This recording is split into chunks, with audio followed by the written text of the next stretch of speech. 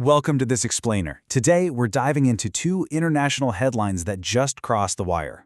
Now, on the surface, Pacific Island diplomacy in Fiji and a South Asian energy deal in India, well, they seem totally unrelated. Actually, scratch that. They seem literally worlds apart, right? But as we unpack the source material today, you're going to see how these are actually interlocking pieces of one massive geopolitical puzzle. Which brings us to the central mystery of our explainer today.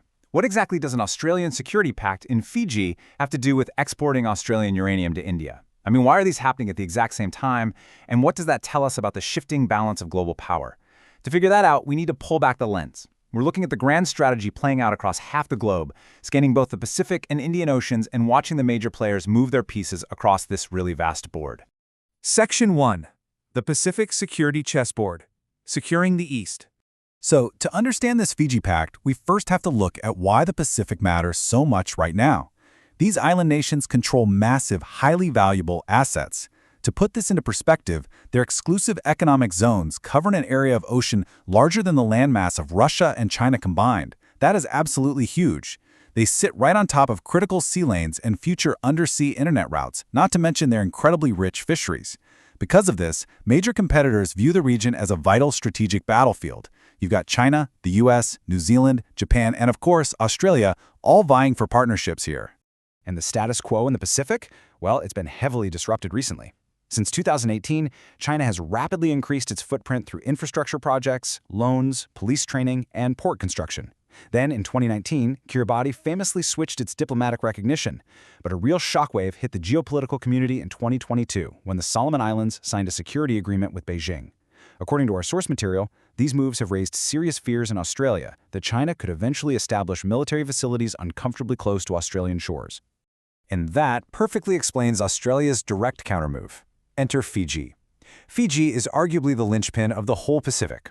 It boasts a remarkably strong military for its size, with several thousand active personnel in a region where a lot of neighboring nations don't even have a standing army. Plus, it sits in the central commanding geographic position and holds tremendous regional political influence as the headquarters for tons of Pacific organizations.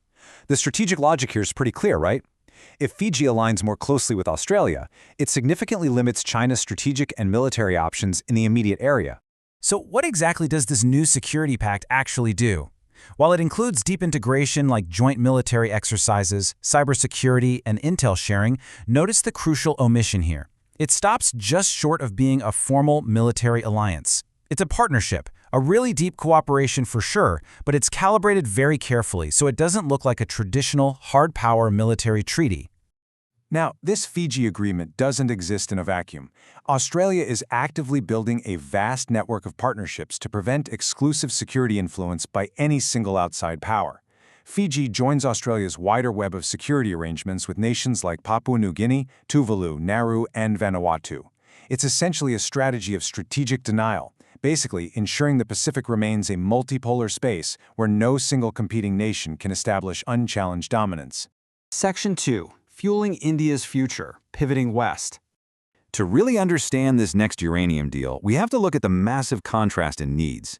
India's economy is absolutely booming, and they urgently need reliable baseload energy to get their grid off heavily polluting coal to meet their climate goals. But they have very limited domestic uranium. Now, across the ocean, Australia holds a staggering amount of the world's uranium, literally nearly 1/3 of all known recoverable resources globally. More importantly, Australia is politically stable and viewed by New Delhi as a deeply trusted partner. Honestly, it's a perfect geopolitical match. Operating under strict civil nuclear safeguards, Australia reaps some incredible benefits here. Sure, they gain massive export revenue, which is great, but the real win? They forge significantly stronger, codependent ties with India. This guarantees Australia a much larger, more integrated role in Indo-Pacific security, and creates a powerful economic counterbalance to China's growing regional influence. And that's a real game changer. It heavily impacts global trade, technology supply chains, and economic stability for all of us. Section 3. Connecting the dots. The grand strategy. So we've secured the Pacific and we're fueling India. But how do these connect? We have to look at the conceptual glue holding this whole strategy together, which is the Quad. This is a strategic framework made up of Australia, India, the United States, and Japan. Now, while it is strictly not a military alliance, it's a deeply integrated partnership focusing on maritime security, secure supply chains, critical technologies, and infrastructure.